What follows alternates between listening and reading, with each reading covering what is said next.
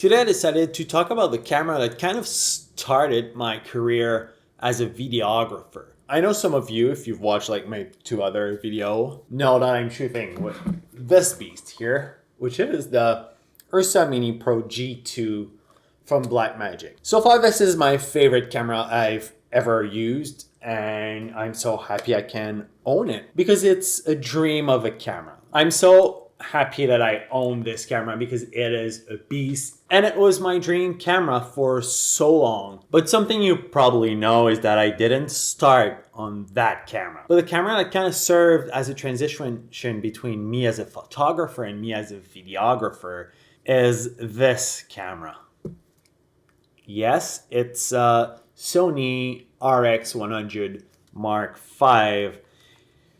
It's a point and shoot camera. It has a super tiny sensor. You can shoot 4K on that thing, but it's gonna overheat in like 5 minutes. It's a horrible video camera, but yet it's an amazing video camera at the same time. I say it's an horrible camera, not because it's not good at what it's doing. It's not sold as a cinema camera. It's not sold as a camera that you will use on a big budget shoot. It's basically just sold as a camera you have with you to take photos and video of whatever. It's not a serious camera. I had a little vlogging channel back then, and I would go like that and like just film myself, walk around, talk, and blah, blah, blah. The audio is horrible. The battery were stupidly terrible. The codec of the video is a mere joke. Yet it is what started me as a videographer. When I was doing mainly photography a couple years ago, I only had a Nikon DSLR, and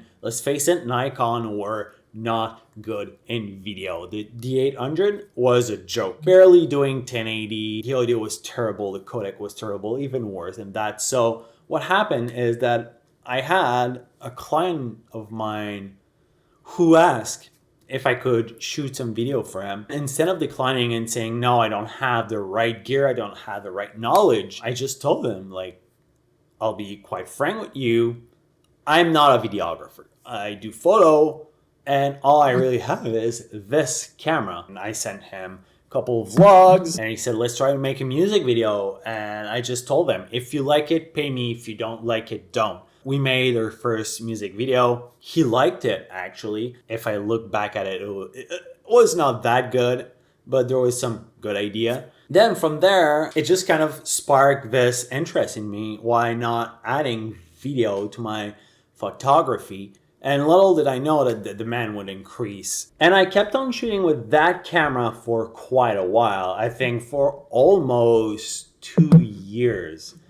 Every single one of my video were filmed on that little thing. It served me well. I wasn't charging like big prices because I was new. I was doing it just because I knew that that was something I liked. That's an avenue I wanted to pursue, and why not doing it with what I had. And as the time passed, I moved to Vancouver. I smashed my Nikon DSLR on a rock, could not rely on it anymore. It was kind of the point in my career where I was questioning if I wanted to pursue video full-time. Obviously, I decided to go full-time. And when I did this move, I knew I wanted to be serious. So that's why I went with this beast. The point I'm trying to get across is that it doesn't really matter what gear you're starting with. I even shot some photos for a company in Vancouver for their website, and I used this camera, my Pixel 4. They liked it, they paid, and they did not even ask if it was taken on my phone. They just looked at it and were like, that's amazing. You can do basically anything nowadays with cameras. You can find one of those for super cheap, like $300, and try your hands at videography if this is what you like. The only thing I would recommend is buy a little like shoulder mount. I had one that cost like $25, and it's basically what started me as a videographer. When you film with something that is not meant to be used as a film camera, you're gonna learn to think creatively in terms of like how to manage all the problem that arises, all the thing you can't do without proper equipment. It kind of puts you in that mindset that you have to have the right exposure exposure and the right white balance in your shot. Because try and fixing a wrong exposure and a wrong white balance on that. It's impossible. This is 8-bit footage, very terrible codec, which makes it so that I needed to be super accurate, to be super anal about white balance and all these technicalities. This is kind of like the only thing I really wanted to talk about in this video. Just you as a photographer or as a videographer or as a young entrepreneur, as a young artist, it doesn't really matter what equipment you have, because you probably already have like a phone that can shoot amazing video. I did some freaking amazing photos and video with that phone. It's not the phone, it's the eye. It's your vision. It's your story. It's what you're trying to convey that is going to be more powerful than a piece of equipment.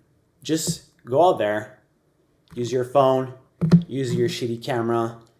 If you have one of those, use one of those. If you have a Fujifilm X-T3 or X-T2 or any other DSLR for that matter, just go out and shoot. And what's really important is that when you shoot with the idea that you're going to win a freaking Oscar. Just have a mindset that what you're doing is the best work ever, and give your 125 million%.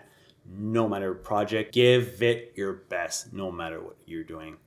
And on that, I wish you a good rest of the day. Bye-bye, awesome YouTube people. I love you.